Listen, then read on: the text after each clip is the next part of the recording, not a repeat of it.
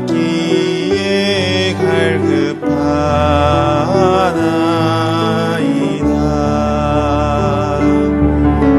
주님만이 나의 힘, 나의 방패, 나의 참 소망, 나의 몸 정성 다 바쳐서 주님 곁에야. 목마른 사슴 시냇물을 찾아, 목마른 사슴 시냇물을 찾아 헤매이듯이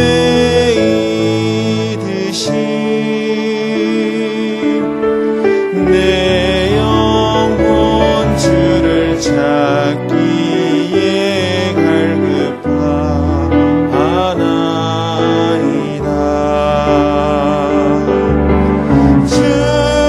주님만이 나의 힘, 나의 방패, 나의 참 소망,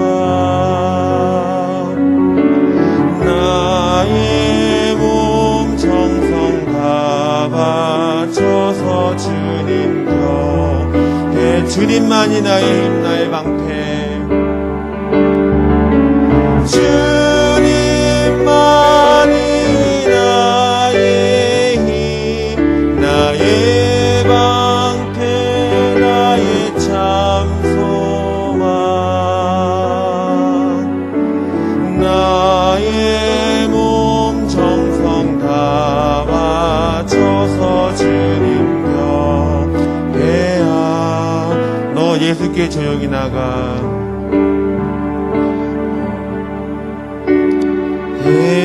예수께 조용히 나가.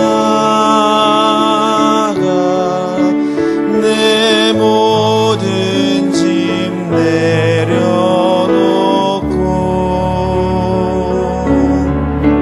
주 십자가 사랑을 믿어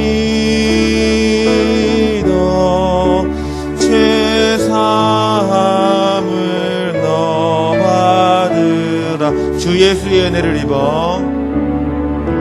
주 예수의 은혜를 입어. 내 슬픔이 없어지리. 내 이웃을 늘 사랑하여 내 받은 것 거저주라.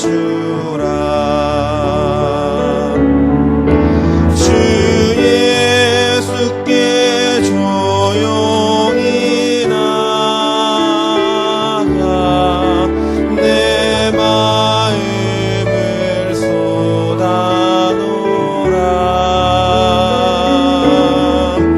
늘은 미리 보시는 주님, 그 은혜를 베푸시. 너 주님과 사귀어 살면, 너 주님과 사귀어 살면 새 생명이 넘치리라. 주 예수를 찾는 이 앞에 참 밝은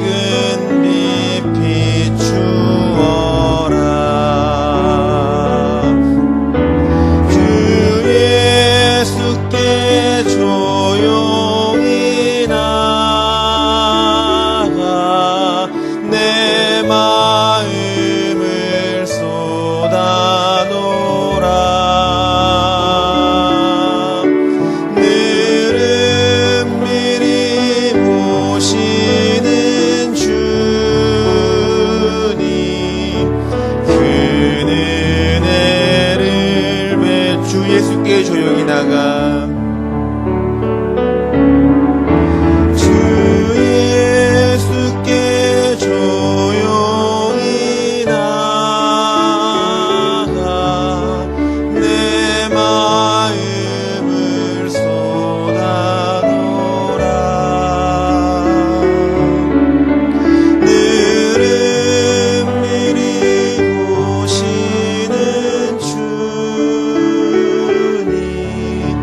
그 은혜를 베푸시리.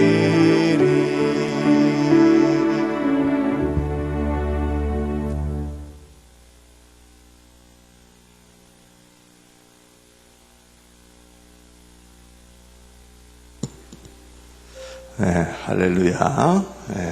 주님의 전에 예배하러 오신 여러분들을 진심으로 축복하고 환영합니다. 한 주간 잘 지내셨습니까? 믿음으로 잘 이기고 사셨어요? 옆에 계신 분들 한번 축복의 인사를 한번 했으면 좋겠습니다. 복된 자리에 오신 것을 환영합니다 하고 한번 서로 인사하시고, 눈도 한번 마주치시고 축복하시는 시간이 있으면 좋겠습니다. 벌써 10월 마지막 주일이 되었습니다. 단풍도 많이 물이 들어가고 시간이 많이 지난 것 같은 느낌들이 드는데, 이 빠른 세월 속에 세월을 따라가는 게 아니고 우리가 세월을 잘 활용하고 선용하고 주의 뜻을 분별하면서 살아가는 그런 하루하루의 삶이 되었으면 좋을 것 같습니다. 오늘도 예배 잘 드리고 또 은혜의 심령이 되어서 한 주간도 믿음으로 잘 이겨나갈 수 있도록 그렇게 하십시다. 자리에다 일어나셔서 우리 이 믿음 더욱 굳세라 힘차게 찬양함으로 예배하겠습니다. 여기에 모인 우리 주의 은총 받은 자여라. 주께서 이 자리에 함께 계심을 아노라. 언제나 주님만을 찬양하며 따라가리니 시험을 당할 때도 함께 계심을 믿노라. 이 믿음 더욱 굳세라. 주가 지켜주신다. 어두운 밤에도 주의 밝은 빛 인도하여 주신다. 신앙을 함께 고백하겠습니다. 전능하사 천지를 만드신 하나님 아버지를 내가 믿사오며 그 외아들 우리 주 예수 그리스도를 믿사오니 이는 성령으로 잉태하사 동정녀 마리아에게 나시고 본디오 빌라도에게 고난을 받으사 십자가에 못 박혀 죽으시고 장사한 지 사흘 만에 죽은 자 가운데서 다시 살아나시며 하늘에 오르사 전능하신 하나님 우편에 앉아 계시다가 저리로서 산 자와 죽은 자를 심판하러 오시리라. 성령을 믿사오며 거룩한 공회와 성도가 서로 교통하는 것과 죄를 사하여 주시는 것과 몸이 다시 사는 것과 영원히 사는 것을 믿사옵나이다. 아멘. 자리에 앉으셔서 우리 찬송 드리겠습니다.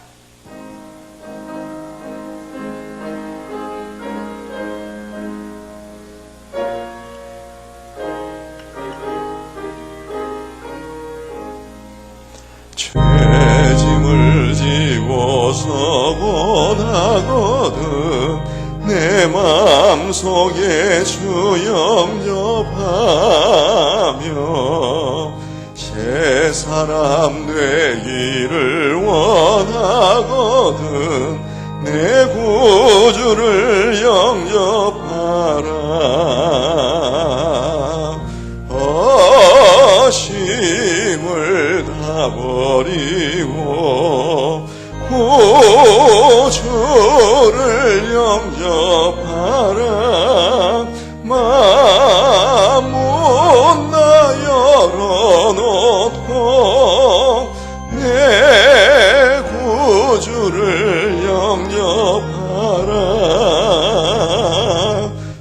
정결케 되기를 원하거든 내 마음속에 주 영접하며 생명수 마시기 원하거든 내 구주를 영접하라 어심을 다 버리고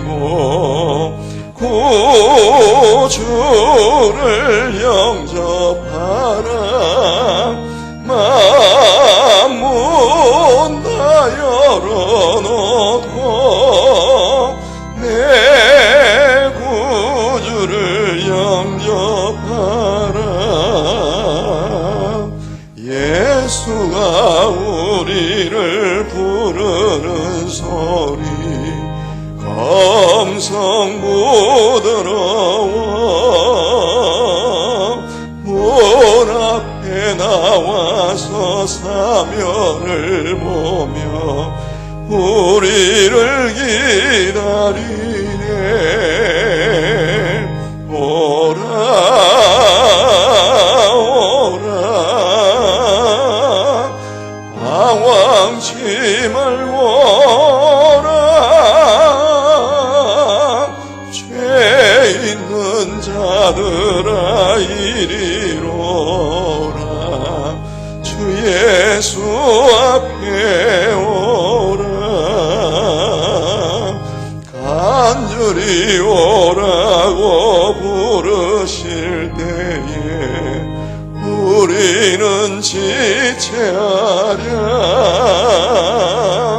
주님의 은혜를 왜 아니 받고 못들은 채 하려나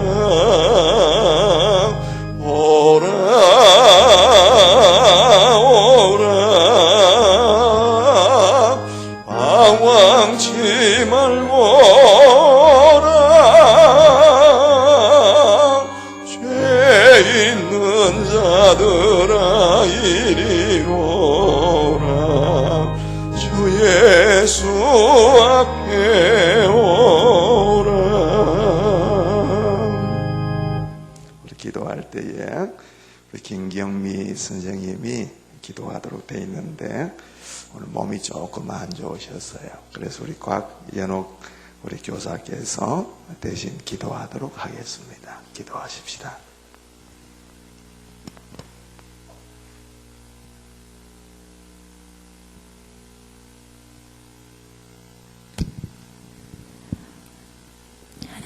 하나님 아버지 은혜와 사랑을 감사드립니다. 하나님이 주시는 은혜가 은혜인 줄 알고 귀히 여기며 이 자리에 나오게 하심도 감사드립니다. 저희들이 일주일 동안 여러 모양으로 살면서 때론 온전치 못했던 나약함들도 있었습니다. 이 시간 회개하오니 용서하여 주시옵소서. 그럼에도 불구하고 너를 사랑한다 하시는 아버지의 따뜻함에 감사하며 오늘 드려지는 예배를 위해 기도합니다. 저희가 주님을 찬양하고 말씀을 들을 때에 저희의 마음이 낮아지게 하시고 하나님으로 채워가고 싶은 소망을 품게 하시사 온전히 하나님께만 영광이 되는 예배를 드릴 수 있게 하여 주시옵소서. 집중하지 못하게 하는 다른 생각들을 모두 없애주시고 성령님의 인도하심으로 은혜가 흐르는 시간이 되기를 원합니다. 또한 말씀을 들을 때에 그 말씀이 저희 마음속 깊이 새겨지게 하시며 말씀을 통하여 회복받는 사람, 위로받는 사람, 용기 얻는 사람, 감사하는 사람이 많게 하셔서 저희들이 말씀을 증거하는 삶을 살아가게 하시옵소서. 말씀을 전하시는 목사님을 기억하여 주시사 하나님의 말씀을 대언하실 때에 은혜 받는 성도들이 많게 하시고 기도하고 계획하시는 모든 일들이 하나님의 뜻 안에서 잘 이루어지도록 축복하여 주시옵소서. 건강과 가정도 지켜주셔서 항상 기쁨과 평안이 임할 수 있도록 도와주시옵소서. 제 목사님에게도 동일한 것으로 축복하여 주시옵소서. 하나님 미래로 교회를 사랑하여 주셔서 감사합니다. 때에 따라 이른 비와 늦은 비를 예비하셨던 것을 감사드립니다. 저희 교회가 하나님의 나라를 세워가는데 쓰임받게 하여 주시옵소서. 성령님의 임재로 교회의 사명을 잘 감당할 수 있게 하여 주시옵소서. 성도님들을 기억하여 주시사 삶이 너무 힘들거나 아프지 않게 하시며 혹 그런 상황과 마주하더라도 이길 수 있는 믿음을 허락하여 주시옵소서. 이 자리에 많은 아이들과 선생님을 위해 기도합니다. 하나님께서 선물로 주신 귀한 아이들을 축복하여 주시사 머리 숙여 주님을 경배할 때에 주님의 만지심이 있기를 소망합니다. 하나님이 누구이신 줄 알며 일찍이 여호와를 경외하는 것이 지혜의 근본임을 깨달을 수 있도록 도와주시옵소서. 건강과 지혜의 축복도 허락하셔서 다니엘과 같이 세상에서도 빛이 나는 아이들이 되게 하시사 이 아이들을 통하여 세상에 하나님이 어떤 분이신지 알게 하여 주시옵소서. 교사로 섬기는 집사님들의 소망과 삶도 기억하여 주시옵소서. 하나님, 새날을 주셔서 감사합니다. 오늘 하루도 저희들의 생각과 마음을 주장하여 주셔서 하나님의 은혜로, 예비하신 은혜로 감사하며 삶을 누리게 하여 주시옵소서. 이 모든 말씀 예수님의 이름으로 기도드렸습니다. 아멘.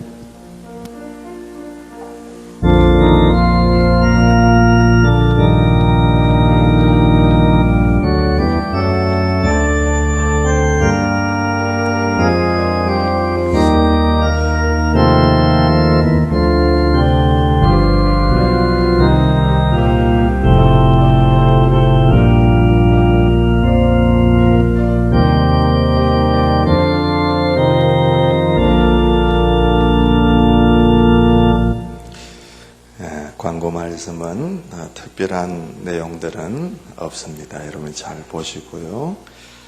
6번에 보면 11월 봉사위원 예고 다음 주일부터 보시고 잘 섬겨주시기를 부탁을 드리고 싶습니다.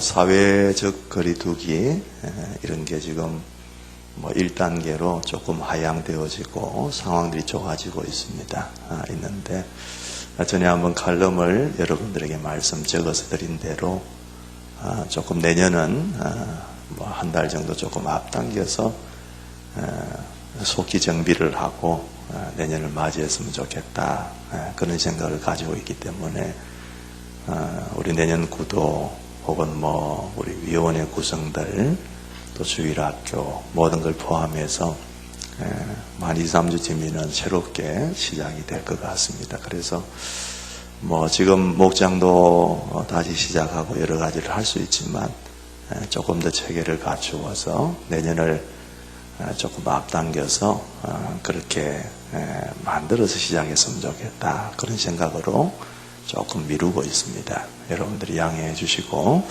우리 목장들이나 주일학교회나 이런 어떤 그룹들은 꼭 공식적으로 이게 하고 안 하고 이런 걸 떠나서 여러분 자주 모이시고 차도 좀 마시시고 신앙 점검도 하시고 그렇게 하시면 좋겠고 여러분들의 개인적인 교회에서 이루어지지 못하는 전체적인 대면 활동들이 있다면 개인적으로 교회를 찾기도 하고 또 가정에서 함께 예배드리기도 하는 가운데서 영적 관리들을 여러분들이 잘 해나가시기를 지금도 잘 하시고 계시지만 그렇게 해주시기를 부탁을 드리고 싶습니다.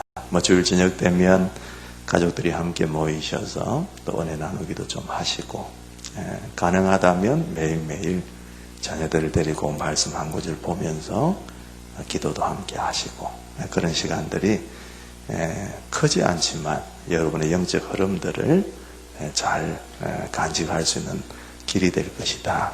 그렇게 생각이 되어집니다. 하나님의 은혜 주시기를 주님의 이름으로 축원합니다. 하나님의 말씀은 마가복음 11장 말씀 같이 보겠습니다. 마가복음 11장 15절부터 19절까지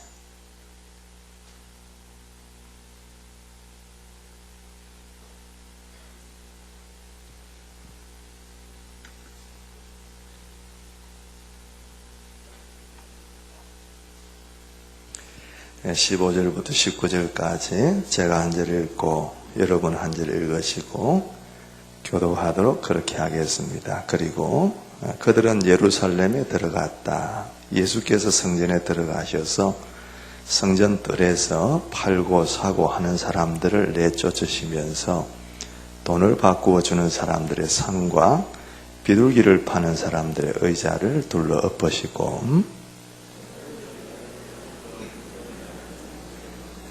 예수께서는 가르치시면서 그들에게 말씀하셨다. 기록한 바 내 집은 만민이 기도하는 집이라고 불릴 것이다 하지 않았느냐.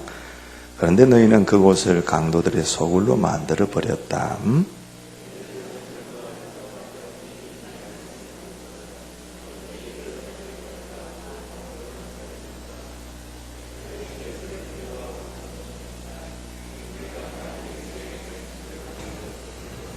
다 같이 저녁 때가 되면 예수와 제자들은 을에 성 밖으로 나갔다. 아멘. 아멘. 설교의 제목을 내 심령의 개혁.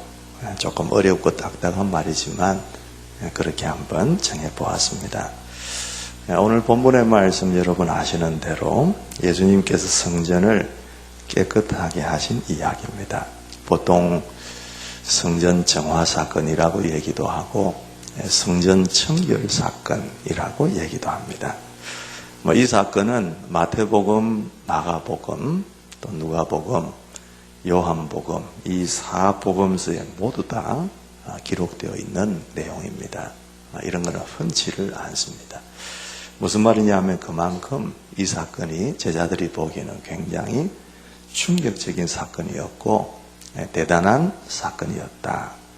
그리고 파장이 굉장히 큰 사건이었다라는 것을 얘기하는 겁니다. 이 사건에서 우리는 평소와는 전혀 다른 예수님의 모습을 봅니다.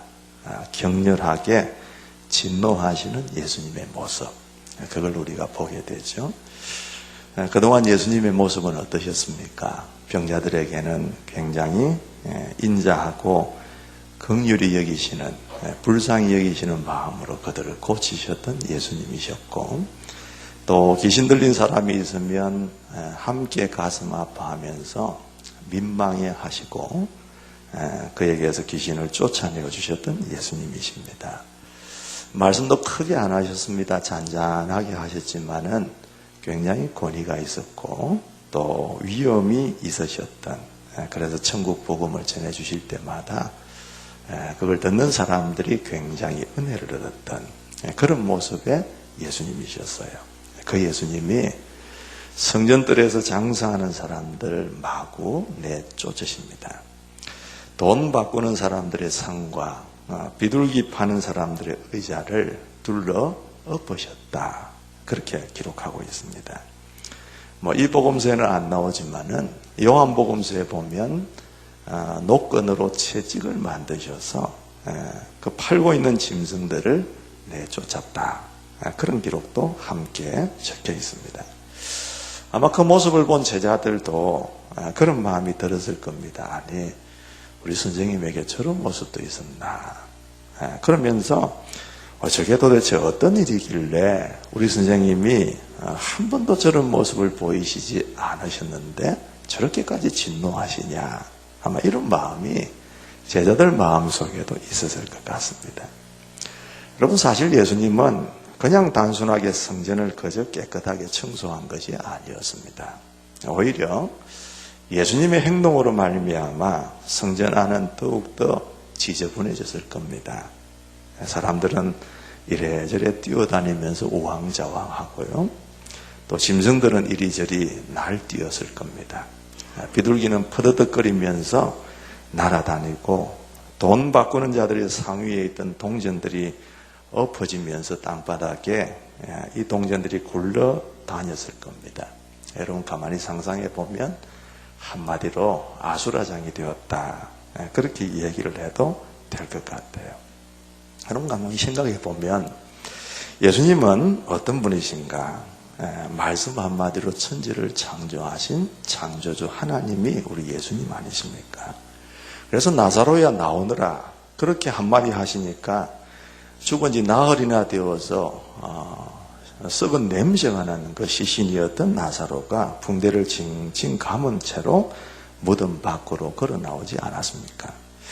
그렇다면 마찬가지로 예수님 얼마든지 말씀만으로도 성전 안에 있는 자들을 다 성전 밖으로 내어 쫓으시고, 그리고 그 상황들을 정리하실 수 있는 능력 내지는 그럴 만한 힘이 있는 분이 예수님이셨어요. 그런데 오늘은 예수님께서 말씀하시지 않고 거룩한 분노를 가지고 과격한 행동으로 그들을 내어 쫓으셨다라는 것은 하나님께서 그들의 그러한 행위를 얼마나 싫어하시는가를 주님이 몸소 보여주시고 싶어하는 그런 장면인 것 같습니다.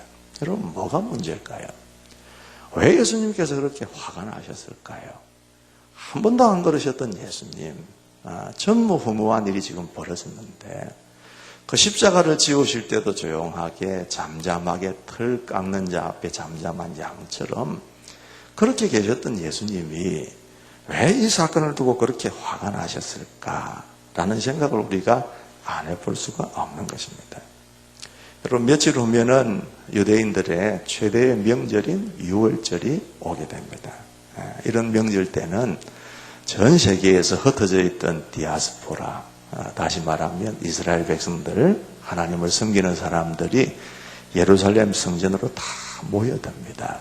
평소에는 회당에서 신앙생활을 하다가도 이 유대인들의 큰 명절, 3대 명절, 그렇게 이런 명절들이 있으면 한 200만 되는 많은 사람들이 예루살렘에 들어옵니다. 그래서 예루살렘 성전을 찾고 제물을 드리고 제사하고 그랬는데, 성전에 들어가려면 그냥 들어가는 게 아니고 성전세를 내어야 합니다.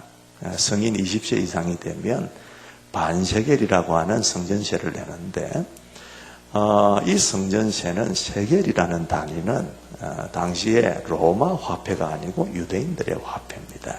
그런데 지금 이스라엘 백성들은 로마의 지배를 받고 있는 식민지잖아요. 식민지 백성이기 때문에 사회생활을 할 때는 다 통용되는 화폐가 로마 화폐입니다.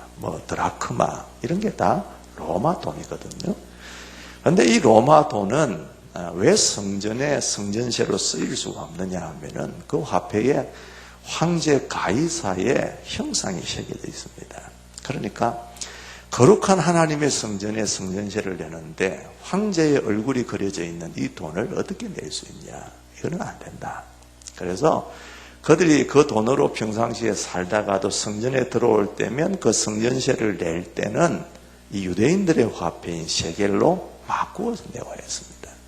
그런데 그 돈을 바꾸는 과정 속에 그냥 바꾸어 주는 게 아니라 그 가치보다 훨씬 더 붙여서, 소위 말하는 커미션을 붙여서 그렇게 수수료를 붙여가지고 돈을 바꾸어 주는 거예요. 얼마나 손쉬운 비전이 있습니까? 가만 앉아서 그냥 돈 버는 거거든요. 이런 일들이 성전에서 있게 된 겁니다. 또 짐승들이 왜 그렇게 많으냐? 하나님 앞에 그냥 제물을 드리기 위한 짐승들이면 이해할 수 있지만 이건 그런 게 아니라 사고 팔고 있단 말이에요. 당시 사람들은 하나님께 제사를 하기 위해서 소나 양이나 비둘기 이런 짐승들을 다 가지고 하나님께 왔습니다. 그런데 여러분, 이런 중요한 절기가 되어지면 아까 말씀드렸다시피 평상시에는 집 가까이 있는 회당에서 신앙생활을 하지만은 예루살렘 성전으로 찾아오는데 그 당시에는 교통편도 마땅치를 않습니다. 무슨 KTX가 있습니까? 아니면 자가용이 있습니까? 아무것도 없거든요. 다 걸어서 그냥 오는 겁니다. 걸어서 오다가 쉴 만한 집이 있으면 쉬고 이렇게 하면서 가까운 거리에 있는 사람들이야 그냥 몇 시간에 걸쳐서 오지만은 멀리 있는 사람은 하루 이틀 3일 이렇게 걸려서 오는 사람들이 많이 있었단 말이에요. 그러니까 예루살렘 성전에 오기 위해서 집에서 이제 길렀던 것 중에 흠없는 것, 하나님 앞에 드릴 만한 것, 소, 양, 짐승을 끌고 오는데 이게 보통 일이 아닙니다. 시간도 많이 걸리고요. 고생도 무척 심하게 합니다. 더군다나 이걸 데리고 하루 이틀을 이렇게 끌고 오다 보면은 지치기도 하고 때로는 병들기도 하고 때로는 흠집이 나기도 하고 그런 일들이 없으란 법이 없지 않습니까? 그래서 이런 짐승들을 가지고 오면 이 예루살렘에서 길렀던 짐승하고 비교하면 뭔가 파김치가 된 것 같고 부족한 것 같고 약한 것 같고 흠이 있게 보인단 말이에요. 이걸 이제 성전에서 일하는 사람들, 종교 지도자들이 악용하기 시작하는 거예요. 그래서 집에서 길러가지고 먼 곳에서 온 짐승들을 보면 무슨 흠을 잡아서라도 그걸 하나님 앞에 제물을 드리는데 부적절한 이 제물로 판정을 내려버리는 겁니다. 그러면서 그 성전에서 팔고 있는 짐승들을 사도록 유도를 시키는 거죠. 당연히 성전 안에 있는 짐승은 시세보다 훨씬 더 비쌉니다. 여러분, 이게 얼마나 가격이 높았느냐 하면은 심지어는 한 16배 정도까지도 시세가 높았다. 그런 기록이 있다는 걸 보면 그들이 얼마나 이걸 악용해서 폭리를 취했는가라는 것을 우리가 알 수 있는 거예요. 그게 이 종교 지도자들, 대제사장들, 제사장들 이런 사람들하고 결탁되어져 있는 소행입니다. 너가 이런 걸 줄 테니까 잘 많이 팔아가지고 돈을 많이 남겨. 그리고 우리한테 그 돈을 좀 갈라먹기로 하자. 이렇게 된 거죠. 그러니까 하나님 앞에 제물을 드려서 제사를 하려고 하는 그 사람들에게 이렇게 착취함으로 거두어들인 그 돈을 가지고 종교 지도자들이 먹고 살았다. 이렇게 봐도 과언이 아닌 거예요. 그러니까 하나님의 전인 성전이 세상의 시당 바닥처럼 그렇게 더럽혀진 이 상인들의 비즈니스 센터가 된 것 같은 그런 느낌을 지울 수가 없는 것입니다. 여러분, 이건 본질이 망각된 거예요. 성전이 뭐 하는 곳입니까, 여러분? 하나님 말씀을 그대로 한번 보겠습니다. 이사야서 56장 7절 말씀 한번 같이 띄워주시면 함께 읽어보겠습니다. 내가 그들을 시작. 내가 그들을 나의 거룩한 산으로 인도하여 기도하는 내 집에서 기쁨을 누리게 하겠다. 또한 그들이 내 제단 위에 바친 번제물과 희생제물들을 내가 기꺼이 받을 것이니 나의 집은 만민이 모여 기도하는 집이라고 불릴 것이다. 아멘. 아멘. 예수님께서 이 말씀을 인용하시는 거예요. 내 집은 만민이 모여서 기도하는 집이다. 하나님의 성전은 만민이 들어와서 기도하는 집이다. 그 말씀을 하시는 거죠. 여러분, 기도하는 집이라는 의미가 뭘까요? 인간이 하나님을 만나는 곳이라는 얘기입니다. 여러분, 죄인인 인간이 하나님의 긍휼과 은혜를 구하며 제물을 들고 거룩하신 하나님을 만나는 그 신성한 자리, 은혜의 자리에 하나님은 온데간데 없습니다. 어떻게 하면 내 포켓에 뭔가 많은 것을 집어넣을 수 있을까 하는 인간의 욕망을 강도처럼 추구하는 그들만의 소굴이 되었다. 그런 것입니다. 근데 여러분, 가만히 생각해 보면 그들이 왜 그랬을까요? 그걸 몰라서 그랬을까? 자신들의 하는 행동이 정당하다고 생각해서 그랬을까? 아닙니다. 그들도 하나님의 백성들입니다. 하나님도 압니다. 율법과 규례도 압니다. 성전이 뭐 하는 곳인 줄도 알고 거기에서 자기들이 어떻게 행동해야 된다는 것도 훤히 알고 있는 사람들입니다. 그런데 왜 그랬을까요? 근데 왜 그렇게 돈을 바꾸는 것에 혈안이 되어 있고, 근데 왜 그렇게 짐승을 이렇게 파는 것에 혈안이 되어 있어 그게 잘못된 것인 줄 알면서도 그걸 계속하고 있었을까라는 것입니다. 그거는 한마디로 말하면 잘못된 것에 대하여서 익숙해져 있기 때문입니다. 오래된 관행이 되었습니다. 여러분, 익숙해진다는 게 참 좋은 것인데, 그런데 동시에 한편으로는 얼마나 위험한 것인지 모릅니다. 전에도 한번 말씀드렸지만 이 교통청의 어떤 통계를 보면요, 언제 가장 교통사고가 많이 나냐, 운전면허를 딴 1년이 딱 지난 뒤로부터 개인적으로 보면 교통사고가 가장 많이 일어난답니다. 뭡니까? 이제는 내가 운전 잘해. 처음에 운전면허 따면 어떻게 되죠? 몸을 구부리고 두 손으로 겸손하게 운전대를 꽉 잡고 말이죠. 운전대를 평생 안 놓을 사람처럼 그냥 몸을 앞으로 구부리면서 전방만 주시하고 막 이렇게 가잖아요. 그런데 한 1년쯤 지나면 어떻게 됩니까? 몸이 뒤로 제껴지면서 한 손으로 운전대를 이렇게 돌리고 있단 말이에요. 그러면서 운전대가 사고를 만나게 되는 하나의 주범이 되게 되어집니다. 익숙해졌기 때문에 조심하지 않다가 큰일을 당하는 경우들이 비일비재합니다. 그래요, 여러분. 우리는 좋은 것도 익숙해지면 좋은 줄 모릅니다. 그래서 익숙함이 감사를 빼앗아 가버리잖아요. 반대로 나쁜 것도 익숙해지면 나쁜 줄을 모릅니다. 처음에는 양심에 찔리죠. 그런데 계속해서 그 일이 진행되고 익숙해지면 양심이 무뎌집니다. 그래서 시간이 더 지나버리면 아무리 삐뚤어진 것도 익숙해져서 그게 바르게 보이기 시작합니다. 그때부터 문제가 일어나기 시작합니다. 그들도 처음에는 당당하게 장사하지 않았을 겁니다. 장사하려고 성전에 슬그머니 자리를 깔 때 긴가민가 했을 겁니다. 이래도 되는 건가? 하나님의 성전은 하나님 앞에 제물을 드리고 제사하러 오는 그 사람들이, 긍휼을 입을 사람들이 오는 곳인데, 이 인간이, 죄인인 인간이 거룩하신 하나님을 만나는 신성한 자리인데 여기서 장사를 해도 되는 건가? 나름대로 그들도 마음속에 많이 생각을 하고 펼까 말까 고민을 많이 했을 겁니다. 근데 그랬을 때 막대한 수입이 들어오니까 그 양심의 소리들이 그 수입에 묻히기 시작하는 거죠. 그러다가 의뢰의 성전은 기도 소리가 들리는 곳이 되어야 되는데 사람과 짐승의 소리만 난무한 곳으로 둔갑하게 되어졌습니다. 그런데도 그들이 익숙하니까 그게 잘못된 줄을 모르는 거예요. 더 이상 그게 이상한 소리가 아니라 즐거운 소리가 되는 것이죠. 여러분, 오늘 우리가 이 성전 청결 사건을 말씀을 보는데 이 말씀 바로 앞에 어떤 말씀이 나옵니까? 마태복음이나 누가복음 말씀에 보면은 그 뒤에 이 말씀이 나옵니다만은 무슨 사건이 나오느냐 하면은 무화과 나무를 예수님이 저주하시는 사건이 나와요. 예수님께서 아침에 일어나셔서 나가시는데 조금 시장하셨던가 봅니다.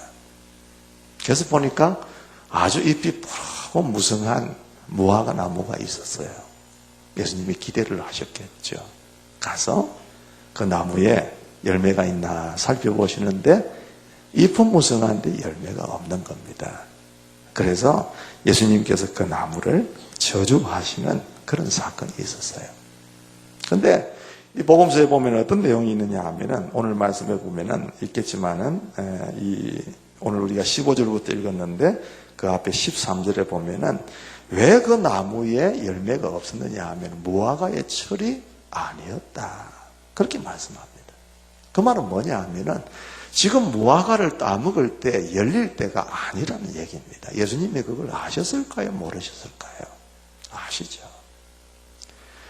뻔히 아시는데 그 무화과 나무를 왜 저주하십니까? 예수님이 신경질이 나서 그렇습니까? 배가 고파서? 아니잖아요. 이스라엘 백성들에게 경고하시는 말씀입니다. 너희들의 삶이 이런 것이다라는 것을 얘기합니다. 그 성경 청결 사건과 이게 무관하지 않습니다. 열매 없는 무화과 나무 같은 영적으로 말라 비틀어진 그들에 대한 주님의 경고죠. 그러면서 이 성전 청결 사건이 일어나고 있다는 것입니다. 여러분 눈여겨보셔야 할 것, 아이러니컬한 것은 뭐냐 하면은 무화과 나무에는 있어야 할 것이 없었기 때문에 심판이 가해집니다. 성전은 뭡니까? 반대로 예루살렘 성전은 없어야 할 것이 그 자리에 자리를 잡고 있었기 때문에 심판을 받게 되는 거예요. 여러분 삶 속에 있어야 될 게 있고 없어야 될 게 없는 축복된 은혜가 있게 되기를 주님의 이름으로 축원합니다. 이게 여러분 복입니다. 이게 은혜입니다. 내 삶 속에 없어야 될 게 가득 차고 있어야 될 게 없어지게 되면 무화과 나무를 저주하신 것처럼 주님의 심판이 우리에게 임할 수밖에 없다는 것을 얘기하는 거죠. 여러분 이게 우리에게 어떤 교훈을 줄까요? 여러분 사도 바울은 우리를 보고 뭐라고 했습니까? 우리를 하나님의 거룩한 성전이라고 얘기합니다. 고린도전서 3장 16절 띄워드릴 테니까 우리 잘 아는 말씀이지만 한번 읽어보세요. 여러분은 시작. 여러분은 하나님의 성전이며 하나님의 성령이 여러분 안에 거하신다는 것을 알지 못합니까? 그랬습니다. 여러분은 뭐라고 얘기합니까? 하나님의 성전이다 그랬어요. 알고 계시죠? 인식을 제대로 잘 못해서 그렇지 알고 계시죠? 한번 따라해 보십시다. 내 가슴을 치면서 한번 해보십시다. 나는 나는 하나님의 성전입니다. 아멘이십니까, 여러분? 한 번만 더. 내 속에는 성령이 거하십니다. 아멘이십니까, 여러분? 내 속에 성령이 거하시는, 하나님이 거하시는 곳이기 때문에 내가 성전이라 그랬단 말이에요. 그렇다면 예수님이 성전인 우리 마음속에 오신다면 어떻게 될까 그 말입니다. 참 깨끗하게 정돈이 됐구나. 있을 것만 있고 없을 것은 없구나. 그렇게 말씀하시면서 기뻐서 우리를 칭찬하시고 안아주실까? 아니면 뭐가 이래? 그러면서 뒤집어 엎으실까? 그 말이에요. 혹시 나는 저주받은 무화과나무와 같이 기분은 별로 안 좋지만 입만 무성하고 열매는 하나도 없는 사람이 아닐까? 믿음은 없고 영적 삶의 열매는 없으면서 그 외에 뭔가가 풍성하게 보이는 듯이 기만하고 있는 사람은 혹시 아닐까? 혹시 내 속에 하나님을 찾고 갈구하는 기도는 어느샌가 사라져버리고 없어야 할 탐욕과 익숙해진 죄가 내 속에 가득하지는 않은가? 혹시 여러분의 마음속에 쫓아내야 될 사람 없습니까? 혹시 여러분들의 마음속에 쫓아내야 될 하나님보다 더 의지하는 우상은 없습니까? 혹시 여러분 속에 쫓아내야 할 탐욕은 없냐 말이에요. 혹시 우리의 심령 속에 쫓아내야 될 하나님의 거룩한 성전이라고 하는 그곳에서 없애버리고 씻어내야 되고 쫓아내야 할 만한 익숙해진 죄는 없는가 그 말이에요. 제가 지난 주간에 목요일 날, 금요일 날 감림산 기도원을 갔습니다. 조금 일찍 가고 싶었지만 수요일 날 임직자 훈련도 있고 또 교회에 몇 가지 처리해야 될 일들이 있어서 못 가다가 목요일 날 아침 일찍 떠나서 금요일 저녁 늦게 들어왔는데 거기 가서 다른 거 다 잊어버리자. 머리도 복잡하고 마음도 복잡하고 그렇지만은 말씀과 기도에만 딱 집중을 해서 하나님이 뭘 말씀하시는가 한번 들어보자. 그러면서 갔어요. 그래서 목요일 날은 이사야서를 전체를 읽으면서 읽어가다가 주는 말씀이 있으면 줄 긋고 그거 붙들고 기도하고 하루 내 그 일만 했습니다. 또 그 다음 날은 예레미야서 전체를 읽어가면서 주시는 말씀 줄 긋고 붙들고 기도하고 이틀을 그렇게 지내다가 내려왔는데 메시지가 참 선명했습니다. 하나님이 그 말씀 속에 뭘 보여주시고자 하느냐 하면 하나님의 그 애타는 마음을 읽을 수 있도록 만들어 주셨어요. 그만큼 하나님께서 애타는 마음들. 내가 너를 사랑한다. 내 같은 하나님이 어딨냐. 근데 왜 그리 터진 웅덩이와 같은 이방신을 샘으로 너희가 삼고 마시려고 하느냐. 너희가 바치는 온갖 번제물도 싫고 희생대물도 마음에 들지 않는다. 마음을 온전히 내게로 돌려라. 너희가 나를 부르고 나에게 와서 기도하면 내가 너희의 호소를 들어주겠다. 너희가 나를 찾으면 나를 만나게 될 것이다. 너희가 온전한 마음으로 나를 찾기만 하면 내가 너희를 만나 주겠다. 하나님이 계속해서 말씀하시는 그거였어요.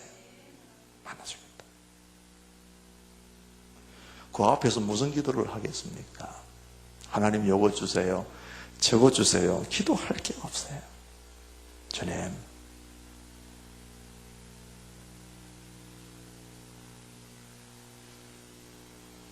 주님을 사랑하게 해주십시오.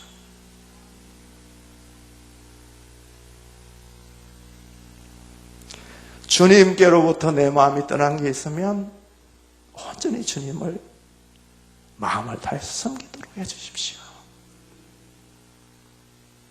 여러분, 세상에 가장 힘든 게 뭔지 아세요? 행동하는 건 힘들지 않습니다. 마음 잡는 게 힘들어요. 마음이 잡히면 행동은 잡히게 되어 있어요. 마음이 하나님을 향하면 내 행동도 하나님 앞에 월십, 경배할 수 있게 되어져 있어요. 마음이 떠나면 아무것도 안 되는 거예요. 바쁘다고 마음 떠나고, 세상 좋아해서 마음 떠나고, 내가 좋아하는 것 그냥 즐기다가 마음 떠나고, 그런 게 우리 속에 얼마나 많으냐 그 여러분, 우리 속에 하나님을 찾는 기도가 살아야 될 줄 믿습니다. 여러분, 하나님을 찾고자 하는, 하나님을 만나고자 하는 열망이 되살아나는 이것만 있게 되어지면 우리 삶에 어떤 것도 더 부럽지가 않고 더 요구되는 게 없다 그 말이에요. 오늘이 여러분 무슨 주일인지 아세요? 종교개혁 기념주일이에요.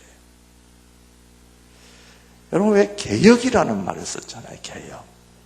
그래서 우리 이 개신교, 우리 교회들을 향하여서 개혁신앙, 개혁교회 그렇게 얘기합니다.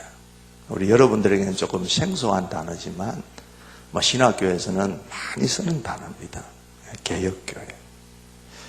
여러분, 종교개혁이 왜 일어나는지 알고 계시잖아요. 1517년 10월 31일에 루터가 비텐베르그 성문, 그 성전, 그 성당 앞에다가 우리가 이렇게 신앙생활해가 되겠냐?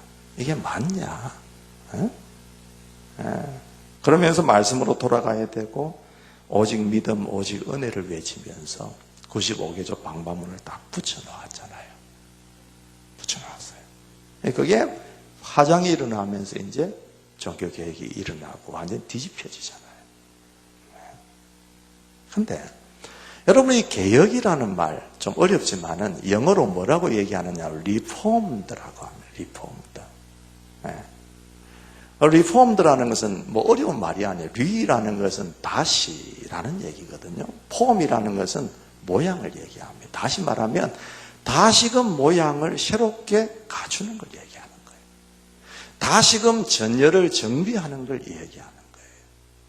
여러분, 쉬운 단어로 여러분 잘 쓰시는 리모델링이라는 말이 있잖아요. 그거는 집이 조금 흐름해지면 좋은 예쁜 자재를 갖다 붙여서 다시금 새로 꾸미는 게 리모델링이잖아요.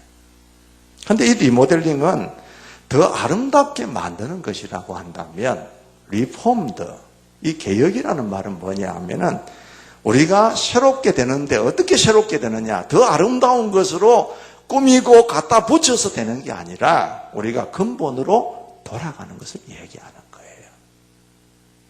우리가 근본으로 어디로? 하나님의 말씀으로 돌아가야 된다. 그리고 우리의 힘이 아닌 믿음으로 돌아가야 되고 우리의 능력이 아닌 하나님의 은혜로 우리가 사모하면서 돌아가야 된다. 그럴 때에 우리의 신앙이 다시금 리폼드가 된다는 얘기예요. 한번 외쳐볼까요? 오직 말씀으로, 오직 믿음으로, 오직 은혜로 걸매지는 거예요. 돌아가는 거예요. 이 리폼드 된 크리스찬들이 모인 곳이 리폼드 철치입니다. 이런 크리스찬들이 모인 곳이 개혁교회다 그 말이에요. 그래서 여러분, 교회는, 성전인 우리들은 끊임없이 개혁되어져야 합니다. 근본으로 다시금 돌아가야 됩니다. 우리가 뭔가 잘못된 그 익숙한 것들을 떨쳐버리고 좀 아프고 힘들더라도 이것을 뒤로 한 채 우리가 다시금 새로운 모양을 갖추도록 근본으로 돌아가서 회복될 수 있도록 하는 것이 리폼드 크리스찬이고 리폼드 처치다 그 말이에요. 김동호 목사님이라고 하는 유명한 목사님이 계십니다. 서울에 있는 동안교회라는 교회를 목회를 하시다가 사임을 하시고 지금은 높은 뜻 숭이교회 목사님으로 계시는 걸로 알고 있습니다. 그분이 오래전에 책을 한 권 쓰셨는데 그 책의 제목이 뭐냐 하면 생사를 건 교회 개혁이라고 하는 책을 쓰셨어요. 목회자들에게는 선풍적인 인기였습니다. 얼마나 교회를 두들겨 팼는지, 표현이 그래 죄송합니다만은 얼마나 목회자들 두들겨 패고 얼마나 성도들을 두들겨 팼는지, 그러면서도 이걸 읽으면서도 아프지만은 시원한 책이 그 책이에요. 지금은 아예 품절이 됐습니다. 하도 반발을 많이 하니 그 책을 만들어내지를 않아요. 그분이 동안교회에서 목회를 하면서 그 내용을 보면 그런 게 나와요. 이 교회를 교회답게 만들기 위해서 애를 많이 쓰는데 이게 안 되는 거예요. 교회 안에도 기득권적인 세력들이 있거든요. 이 저항에 부딪히면서 이게 안 되는 거예요. 생각이 굳어있고 익숙한 사람들에 의해서 그게 안 되는 거예요. 그러니까 이 목사님이 사택도 반납하고 차도 반납하고 모든 걸 다 반납하고 교회를 떠났어요. 그리고는 높은 뜻승희 교회를 개척을 하신 거예요. 그분이 쓴 책에 보면 이런 내용이 나옵니다. 제가 한번 읽어드릴게요. 조금 길지만은 한번 들어보세요. 이런 내용이 나옵니다. 예수를 믿는 것은 힘든 일이지만 예수를 믿는 것에는 세상과 비교할 수 없는 맛이 있다. 그 맛을 아는 것이 쉽지 않아서 그렇지 그 맛만 알 수 있다면 십자가를 지고 좁은 길을 가야 하는 신앙생활이 결코 힘들지만은 않다. 얼마든지 그 힘들고 좁은 길을 찬송하면서 기쁘게 갈 수 있다. 좋은 교인이란 바로 그 예수 믿는 맛을 아는 사람을 의미하는 것이고 좋은 교회란 그런 좋은 교인들이 많이 있는 교회를 의미한다. 사탄은 우리가 좋은 교인이 되지 못하게 하고 우리들이 섬기는 교회를 좋지 못한 교회가 되게 하려고 끊임없이 노력하고 있다. 사탄이 그와 같은 뜻을 펴기 위해 쓰는 전략 중에 하나가 교회에 예수 믿는 맛 외에 인간적인 맛과 세상적인 맛을 들여와 교인들로 그 맛에 눈 어둡게 하는 것이다. 사탄이 이와 같은 전략 때문에 교회 안에는 예수 믿는 맛 외에도 많은 인간적이고도 세상적인 맛들이 많아지게 되었다. 특히 요즘 우리 한국 교회는 그와 같은 맛들이 많아졌다. 물론 처음에는 모르고 그 맛을 보았지만 그것은 마약과 같아서 자기도 모르는 사이에 그 맛에 중독이 되어 이제는 그 맛 때문에 교회를 다니는 사람들이 많아지게 되었다. 그와 같은 현상이 나타나면서부터 교회는 힘을 잃고 정체하기 시작했으며 급속히 퇴보의 비탈길로 미끄러져 내려가게 되었다. 지금 우리 한국 교회는 그동안 달려온 달력으로 달려가고 있다. 그 달력이 다하기 전에 정신을 차리고 개혁을 해야만 한다. 그리고 다시 힘있게 달려가야 한다. 그렇게 얘기했어요. 여러분 동의가 좀 되십니까? 네. 이 목사님 그래서 사탄은 우리가 좋은 교인이 되지 못하게 하고 우리들이 섬기는 교회를 좋지 못한 교회가 되게 하려고 끊임없이 노력하고 있다. 사탄이 그와 같은 뜻을 펴기 위해서는 전략 중에 하나가 교회에 예수 믿는 맛 외에 인간적인 맛과 세상적인 맛을 들여와 교인들로 그 맛에 눈 어둡게 하는 것이다. 이 말에 저는 전적으로 동의합니다. 사탄은 어찌하든지 주님의 뜻과 계획을 방해하기 위한 목적으로 주님의 백성들인 성도들을 변질시키려고 합니다. 또 사역자들을 변질시키려고 합니다. 주님의 몸인 교회를 변질시키려고 합니다. 교회 앞에 들어와서는 안 될 세상적인 맛을 들여오게 하고 물질적인 맛을 들여오게 하고 이러한 사탄의 전략은 예나 지금이나 마찬가지라는 얘기죠. 오늘 이 사건이 벌어지는 이 신약 세대의 교회나 그때의 그 성전이나 오늘날 이 전년이 지난 오늘날 이 시대의 교회나 마찬가지 전략이라는 것입니다. 그래서 예수님 당시에도 사탄은 교회를 변질시키려고 난리법석을 떤 게 이 사탄의 전략일 뿐더러 오늘날 우리 교회도 그 사탄의 전략 앞에 노출되어 있다는 것을 알아야 된다는 거죠. 여러분 기억하셔야 될 것은 예수님이 예루살렘에 들어오셔서 공식적으로 방문하신 곳은 예루살렘 성전 한 군데밖에 없었어요. 로마군이 주둔하는 곳으로 가셔서 그들을 내쫓아 버리실 수도 있었습니다. 세리들이 세금을 징수하는 곳으로 가셔서 그들의 상을 둘러엎으실 수도 있었습니다. 아니면 베데스다 못으로 가셔서 그곳에 있는 병자들을 고쳐주실 수도 있었을 것입니다. 그런데 예수님은 그런 곳에 가시지 않으셨어요. 곧장 예루살렘 성전으로 들어가셨습니다. 유일한 공적인 방문입니다. 예수님의 관심은 사람들의 정치적인 문제나 사회적인 문제, 경제적인 문제가 아닙니다. 예수님의 관심은 언제나 그 시대의 영적인 데에 있었습니다. 지금 만약에 예수님이 이 땅에 오신다면 어디로 오실까요? 유엔 본부로 가실까요? 백악관으로 가실까요? 청와대로 가실까요? 국회의사당으로 가실까요? 아닙니다. 청와대나 국회를 찾아가셔서 부패한 정치인들을 먼저 심판하시는 것이 아닙니다. 하나님의 기대는 어디에 있느냐? 하나님의 백성들이 모여있는 교회에 있습니다. 그래서 교회를 방문하고 영적 본질이 살아있는가 하는 것을 주님께서 오셔서 체크하실 것입니다. 오늘날 이 시대에 성전의 사명을 안고 있는 교회에 주님이 오셔서 성령의 전인 우리의 마음들을 열어보시게 될 겁니다. 그때 여러분 뒤집혀지는 성전이 아니라 칭찬받는 성전이 되기를 주님의 이름으로 축복합니다. 벌써 쫓아내어야 함에도 불구하고 익숙해져서 함께 있는 것, 주님이 뒤집어 엎으시기 전에 우리가 결단해야 될 줄 믿습니다. 본질이 무너진 것, 그렇죠? 삐뚤어진 것, 익숙해졌기 때문에 그게 눈에 안 보이는 것, 우리의 눈을 영적으로 떠서 바로 잡아야 될 줄 믿습니다. 세속화된 것 잘 분별하면서 제거해 내야 됩니다. 가끔씩 우리 성도들이 정형외과 가시는 분들이 계십니다. 무릎도 아프시고 수술도 하시고 이런 분들이 계셔요. 재활운동을 해야 되잖아요. 근데 재활운동이 무척이나 아픕니다. 무릎 수술하시고 이 무릎을 편다는 게 보통 힘든 게 아니거든요. 저는 안 당해봤지만 굉장히 아프다고 얘기들 하십니다. 그래요, 여러분. 아프지만은 그것 안 하면 영원히 굳어집니다. 우리가 아프지만은 도려낼 거는 도려내야 되고, 돌아설 건 돌아서야 되고, 내쫓아야 될 건 내쫓아야 되고, 개혁해야 될 것은 개혁해야 되는 것입니다. 우리의 심령에 이 말씀을 통해서 다시 한번 주님의 음성에 비추어 볼 수 있는, 그래서 우리 자신들을 돌이키고 하나님이 기뻐하시는 성전으로 만들어가는 심령의 개혁이 일어날 수 있게 되기를 주님의 이름으로 축원합니다.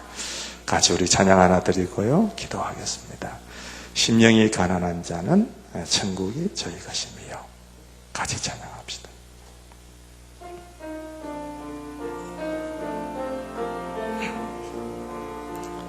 심령이 가난한 자는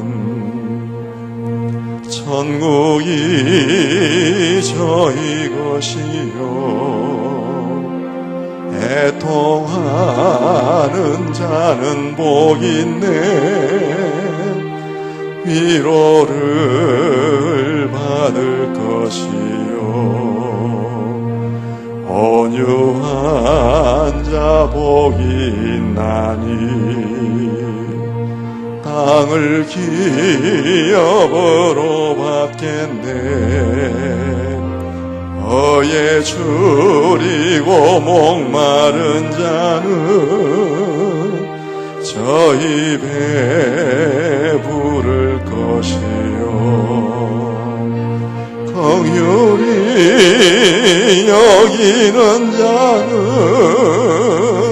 긍휼히 여김 받겠네, 마음이 정결한 자는 하나님 화평케 하는 자, 화평케 하는 자는 하나님의 아들이라 일컫네, 너희를 위하여 핍박받는 자, 천국이 저희 것이. 내게도 주소서, 내게도 주소서, 내가 복을 받기 원하네, 오 내 주여 주소서.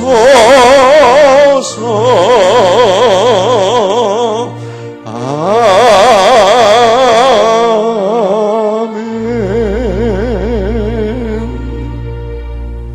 하나님, 이 성전을 청결케 하시는 사건이 하나님이 오늘 이 전년이 지난 지금에 우리 교회와 우리 자신들에게 주시는 하나님의 말씀임을 믿게 해 주옵소서.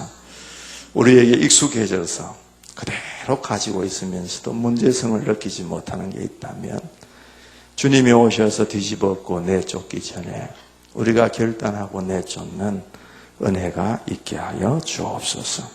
본질이 무너진 것이 있으면 익숙해져서 삐딱한 것도 바르게 보이는 게 있다면 영적 눈을 주셔서 하나님 깨닫게 하여 주옵시고 새롭게 하여 주시옵소서. 세속화된 것, 우리가 분별되지 못하여서 우리 속에 들어와 있고 교회 속에 들어와 있다는 것이 있다면 하나님 제거할 수 있는 능력을 우리에게 허락하여 주시옵소서.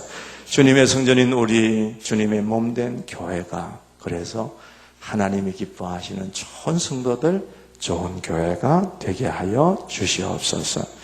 하나님, 특별히 오늘도 주님 앞에 예배하는 성도들 하나님이 마음에 위로하시고 힘주시고 능력 주시고 사회가 여전히 어수선하지만은 굳은 영적 눈으로 하나님만 바라볼 수 있는 은혜 가운데 머물게 하여 주시옵소서.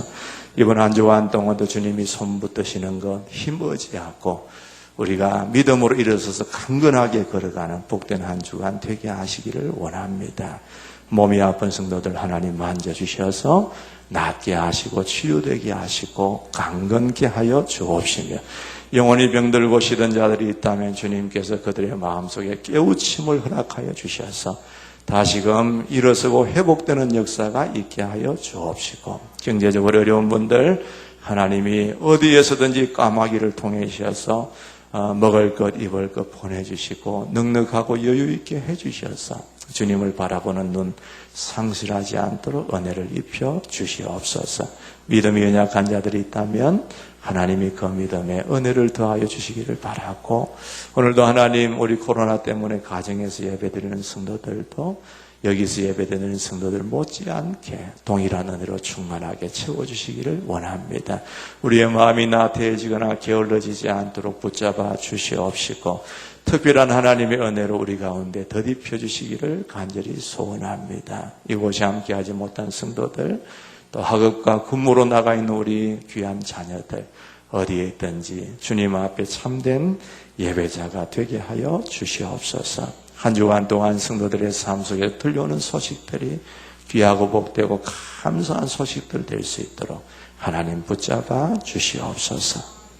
이제 평안한 마음으로 세상에 돌아가십시오. 선한 일의 용기를 가지시며 악을 악으로 갚지 마십시오.